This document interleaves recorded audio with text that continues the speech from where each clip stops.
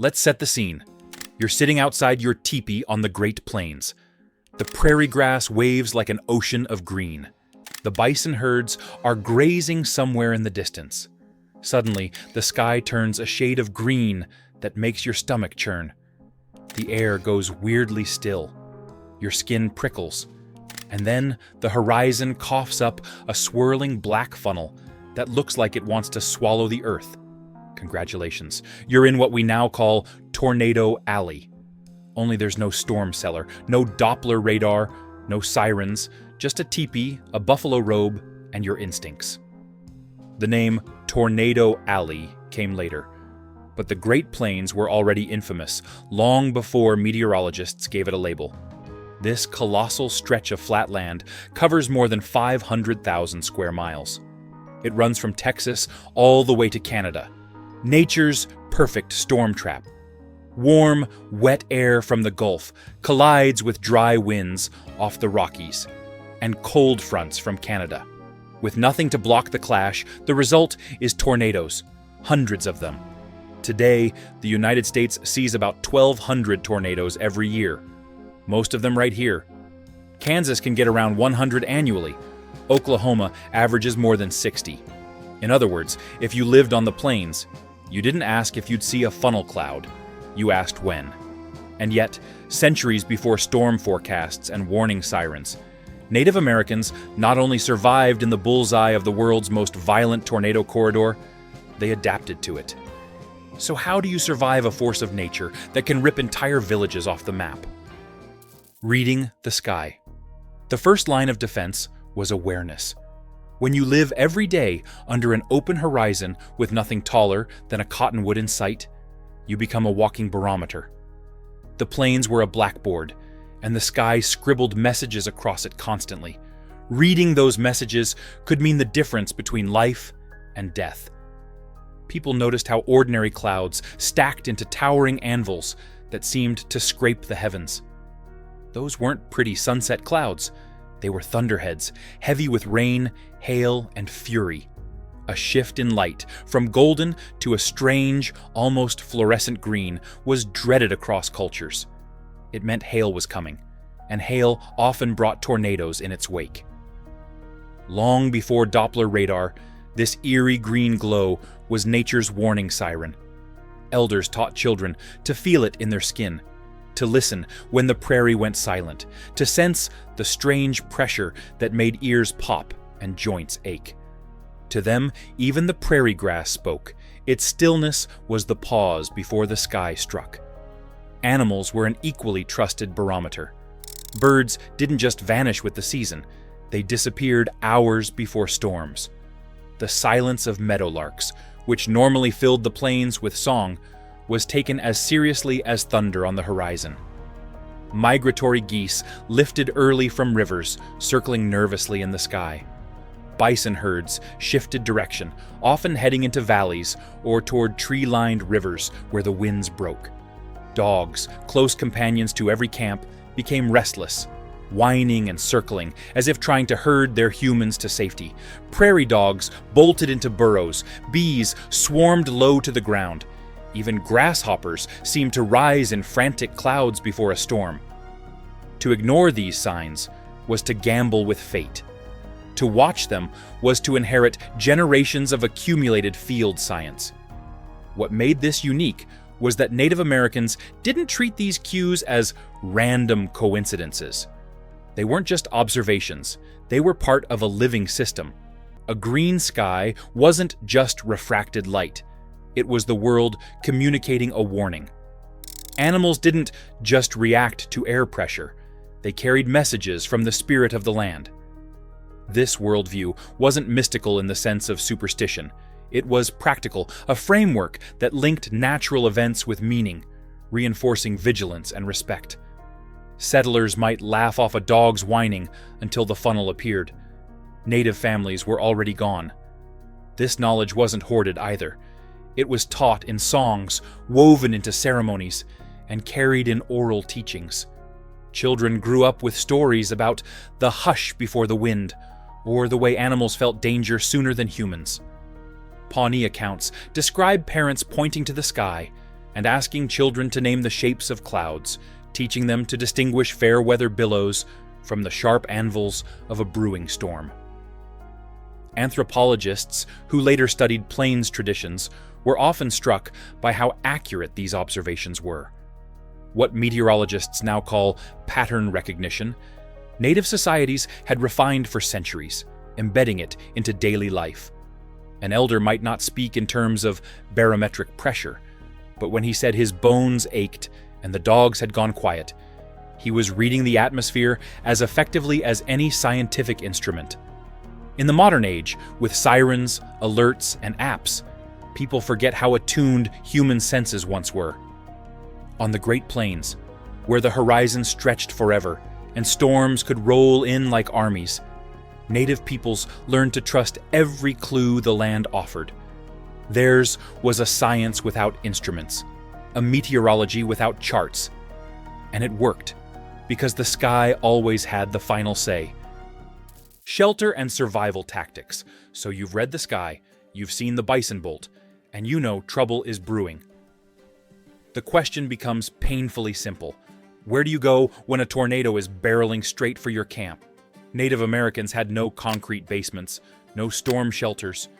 What they did have was resourcefulness and a deep understanding of how to work with the land. One of the most effective strategies was to use natural features as instant fortresses: ravines, gullies, creek beds, and riverbanks. These became hiding places in seconds. Families would rush to the lowest ground available, press their bodies against the earth, and pull buffalo hides or blankets over themselves for protection from flying debris. In some oral accounts, people even spoke of surviving by lying completely flat in shallow depressions while the storm screamed overhead. It wasn't elegant, but when survival was on the line, mud was preferable to mid-air acrobatics. The choice of camp location also mattered.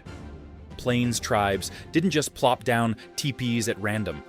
Camps were often placed with meticulous care, balancing access to water, grazing for horses, and protection from weather. Valleys, tree-lined river bottoms, or areas with natural ridges were not just scenic. They served as partial windbreaks, absorbing some of the storm's energy and shielding families from the worst gusts. This choice could determine whether a storm merely rattled hides or leveled half a camp. Compare that to settlers, who frequently built homes on the most exposed open land possible. Homesteaders prized flat, treeless ground for farming, which unfortunately left their sod houses standing alone in nature's shooting gallery. When the sky decided to throw a tantrum, those lonely boxes of mud and timber often took the brunt. And then, of course, there was the teepee itself. To outsiders, it might look fragile, a cone of poles covered in buffalo hides, staked to the earth with wooden pegs. But the design was far from primitive. A teepee's conical shape funneled wind upward instead of absorbing it head-on, making it far more aerodynamic than a flat-sided cabin. George Catlin, the 19th century painter who traveled among plains tribes, noted that teepees withstood winds that would have torn down any other structure. While no teepee could survive a direct EF5 strike, many stood firm in lesser storms, where box-shaped cabins collapsed like matchsticks. And even if a teepee was destroyed, it was replaceable in days, sometimes even hours. A family could cut lodge poles from pine forests in the Black Hills, stretch tanned buffalo hides, and erect a new home in a fraction of the time settlers needed to rebuild. Settlers spent months constructing houses, only to watch them vanish in minutes. Native families could be back under shelter by the next night. Teepee materials also mattered. Before the near extinction of the buffalo in the late 19th century, most plains teepees were covered with 12 to 20 hides, carefully sewn together with sinew and treated for water resistance. These hides were heavy, weighing hundreds of pounds, which meant they were less likely to rip free in high winds. Later, as buffalo became scarce, canvas began to replace hides. But in the classic storm era, buffalo skin walls added both stability and insulation. Stout wooden pegs anchored the structure, and interior ropes tied the poles together, giving the teepee surprising flexibility under pressure. Another tactic was preparation. Blankets and hides weren't just for warmth. They doubled as makeshift shields against flying debris. Families kept essentials close: water gourds, food stores, and sacred bundles, so they wouldn't be completely stranded if a camp was scattered. Oral traditions describe parents instructing children to grab these essentials before taking shelter. These practices didn't guarantee survival, but they stacked the odds. And in storm country, stacked odds could save lives. There was also a communal aspect to survival. Storms weren't faced alone. Families huddled together, protecting elders and children first. Horses were often herded into natural depressions or tied along riverbanks, both to protect them and to ensure the camp could move again afterward. In the aftermath, survival depended on cooperation. If one family's teepee was destroyed, neighbors helped them rebuild. Shared labor meant recovery was faster than for isolated settler families, who often faced ruin alone. In the end, Plains tribes built their entire housing and survival systems on the principle of resilience. They did not try to outmuscle the sky with heavy stone walls or immovable roofs. Instead, they designed homes that bent, yielded, and could be rebuilt. It wasn't a contest with nature. It was a conversation. And in tornado country, that conversation often meant the difference between rebuilding tomorrow or not being around to rebuild at all.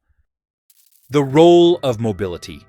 If there's one survival tool that truly set Native Americans apart from settlers, it was mobility. For Plains tribes, mobility wasn't a burden. It was life itself. Following the buffalo meant that camps were rarely in one place for long. That alone reduced the risk of being caught by multiple storms in the same vulnerable spot. This mobility was possible because of two great inventions: the teepee and the travois. The teepee, with its conical frame of lodgepole pine and covering of buffalo hides, could be dismantled and packed in less than an hour.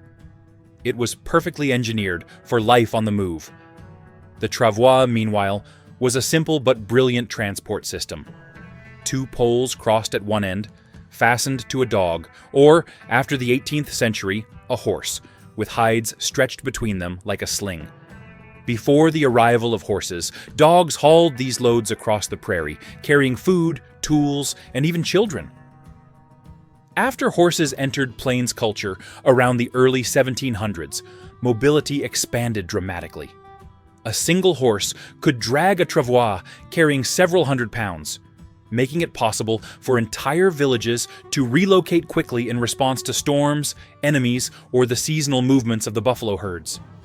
Mobility also shaped psychology. If your home is permanent, a tornado feels like a total catastrophe. If your home is portable, it feels like a setback. That difference in mindset made recovery faster. Survival wasn't about defeating nature, it was about adapting to it.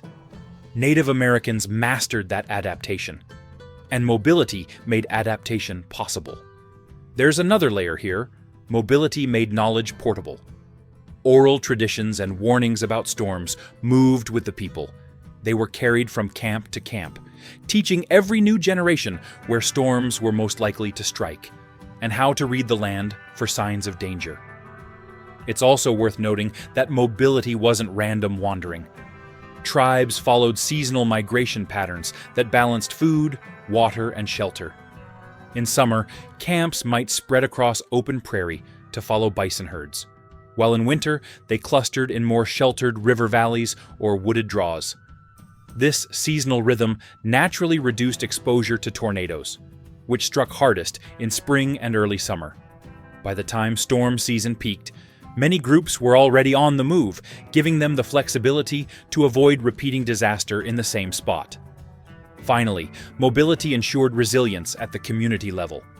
A single teepee could be rebuilt in days, but a village of 50 or 100 teepees could also relocate as a whole. The travois allowed families to carry essentials, and communal organization made sure no one was left behind.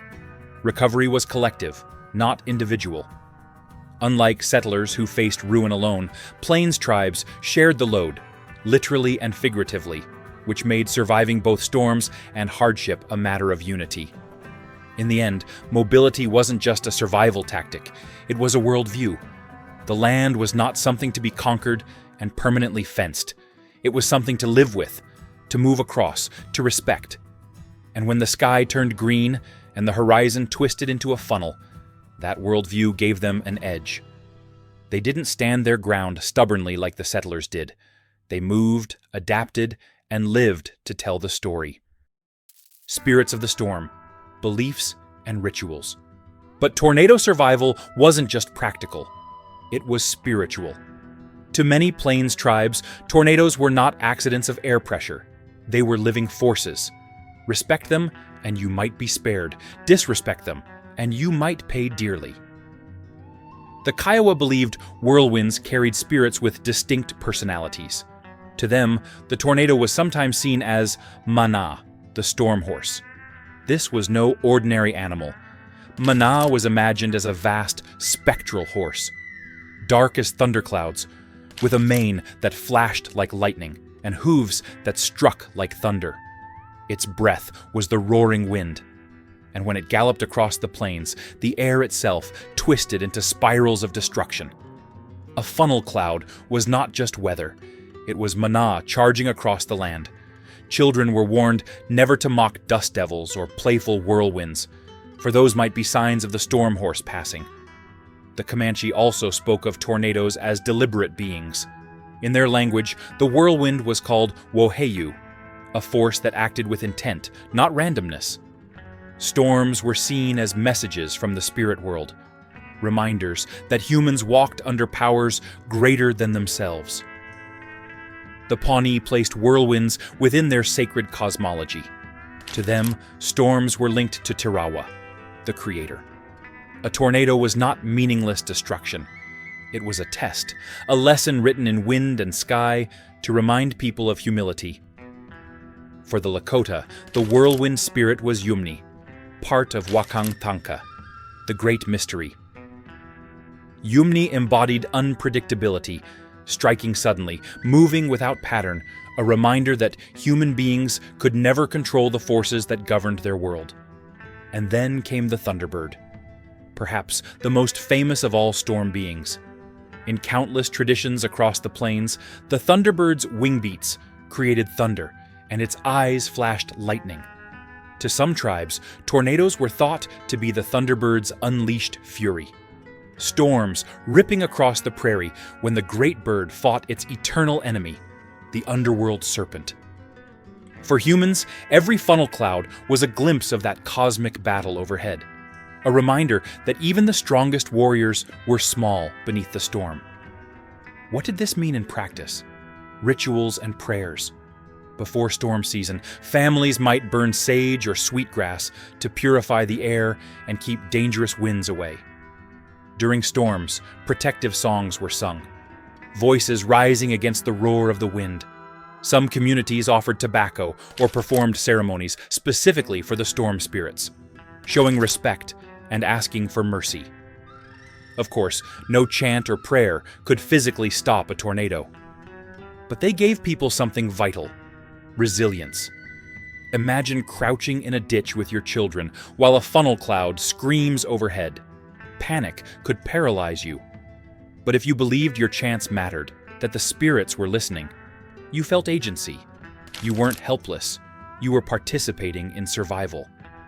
Modern psychology calls it a coping mechanism. Native Americans called it honoring the spirits. These beliefs also shaped behavior. If a tornado was alive, you didn't laugh at it. You didn't ignore it. You didn't underestimate it. You listened to your elders. You prepared with care. You treated every storm as a sacred power passing by. And on the Great Plains, where funnels could erase entire villages in minutes, that attitude wasn't just religion. It was survival strategy. Tornado tragedies in story and symbol. Every society remembers its disasters. Settlers wrote them in diaries, newspapers, or carved sad little epitaphs on headstones. Native Americans did it differently. On the Great Plains, tornado tragedies were preserved in two main vaults of memory: the spoken word and the drawn symbol. Oral tradition carried the thunder first. Elders told stories of whirlwinds that punished arrogance, of families who survived by diving into creek beds, of camps where buffalo hides were ripped into the sky and never came back down. These weren't just scary bedtime stories. They were practical warnings dressed up as drama. A child who heard about the silence before the storm wasn't just entertained. He was learning to notice the same silence in real life. But the memory didn't stop with stories. Some tribes also painted disasters into history itself. The Kiowa winter counts, including the famous Silverhorn calendar, functioned like pictorial encyclopedias. Instead of long written paragraphs, a single spiral on a buffalo hide could stand for an entire year of destruction. The year the storm took our lodges.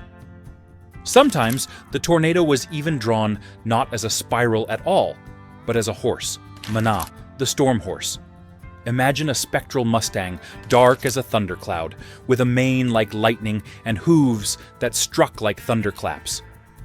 For the Kiowa, this wasn't decoration. It was a reminder that storms had a will of their own, wild and unbreakable as the animals they revered.